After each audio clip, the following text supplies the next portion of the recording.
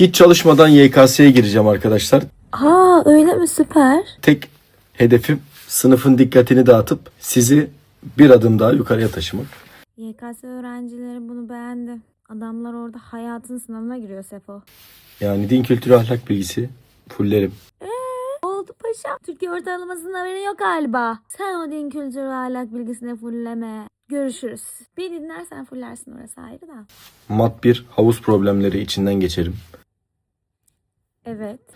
Fizik iyidir. F eşittir m çarpı a kuvvet. Oradan yürürüm. Türkçe zaten Türkçe konuşuyorum. Zaten bu YKS sınavına giren öğrencilerin hiçbiri Türkçe konuşmuyor ha. Hepsi yabancı ha. Hepsi Rusya'dan, Arabistan'dan falan geliyor. Hiçbiri Türkçe bilmiyor ha. Gerçekten. Sen 1-0 önde. 15 netim var. Bir şekilde şöyle kendimi ilk 1 milyona soksam ben okeyim. Ya bizimkiler hayatını kurmak için sınava girer. Bizim Sefo da çerez niyetine sınava giriyor. Yorum sizde.